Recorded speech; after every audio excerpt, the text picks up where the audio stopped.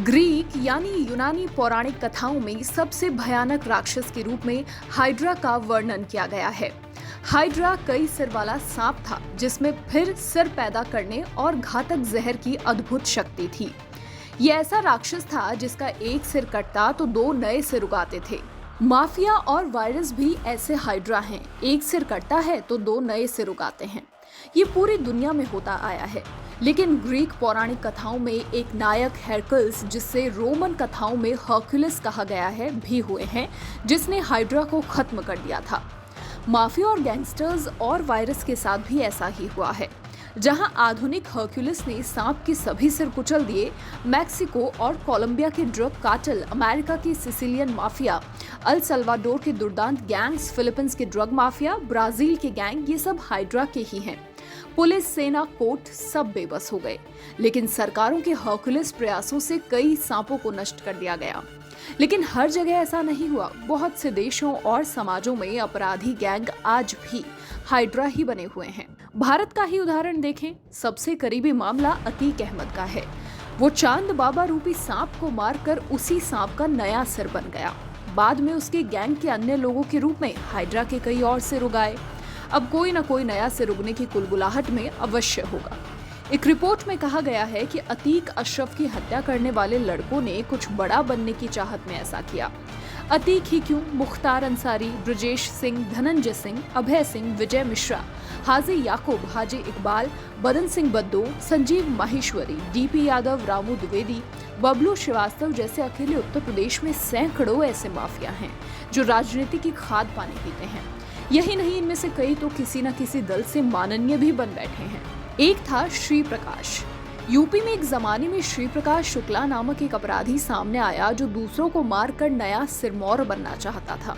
उसने कई दुस्साहसी हत्याकांड किए सिर्फ अपना रुतबा बनाने के लिए, लेकिन वो भी अंततः खत्म हो गया। उसके स्थान पर जरूर कई छोटे छोटे से रुगे होंगे। इसी कड़ी में हरिशंकर तिवारी, वीरेंद्र शाही का नाम भी आता है। मुंबई में एक माफिया था दाऊद इब्राहिम, वो भी ऐसी ही हाइड्रा सिंड्रोम की देन था। उसके पहले हाजी मस्तान, करीम लाला जैसे स्मगलर और अपराधी हुआ करते थे और दाऊद ने इन्हीं दोनों का साम्राज्य खत्म करके अपने आप को स्थापित किया। पुलिस भी कम नहीं। अगर एक केस स्टडी के रूप में दाऊद या मुंबई अंडरवर्ल्ड को देखें तो पाएंगे कि हाइड्रा रूपी अपराधियों के नए सिरों के तौर पर पुलिस वाले भी उगे हैं।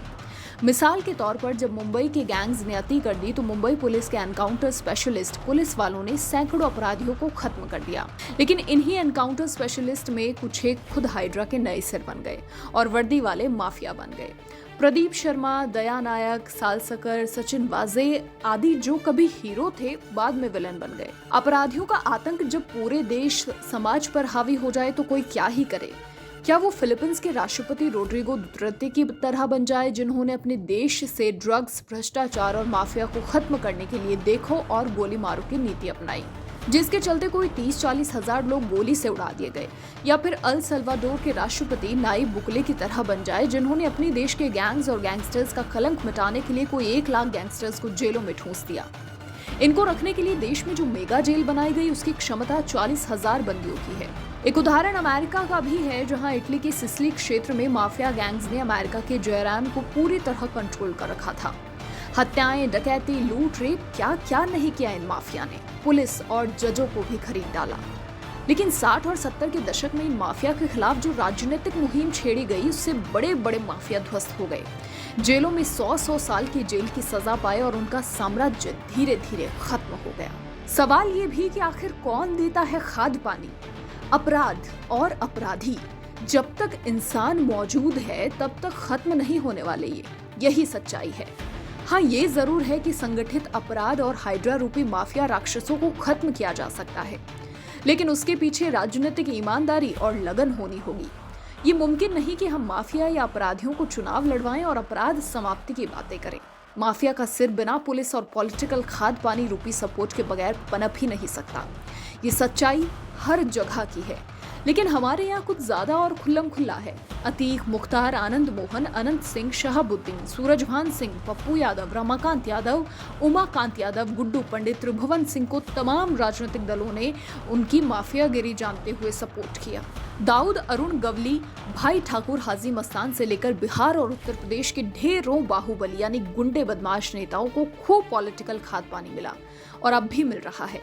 जब पॉलिटिकल सपोर्ट मिलता है तो बोनस में पुलिस और प्रशासन खुद ब खुद हाथ जोड़े खड़ा रहता है। नहीं तो बिकाऊ तो यहाँ हर माल है। अतीक के मामले में क्या हुआ? प्रयागराज के कितने ही पुलिस वाले ऐसे निकले जो अतीक के पैरोल पर थे। ये क्या आज से उसका खाते थे? नहीं, इन्हीं पुलिस वालों, अफसरों, कर्मचारियों ने अतीक को अतीक और विकास दुबे को विकास दुबे बनाया। क्या उसकी खुद की मजाल थी कि एक प्रॉपर्टी पर कब्जा कर ले, अवैध बिल्डिंग बना ले, गुंडई करके बचा रहे?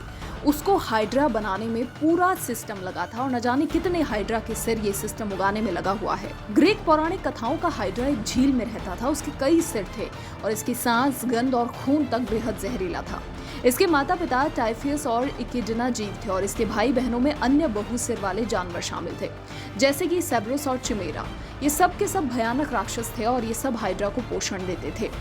इसीलिए इसी कथानक में आप हाइड्रा की जगह किसी भी माफिया या गैंगस्टर को रख दीजिए, उसके पोषकों में उनको रख दीजिए जिनका काम सिस्टम को रोग मुक्त रखना है।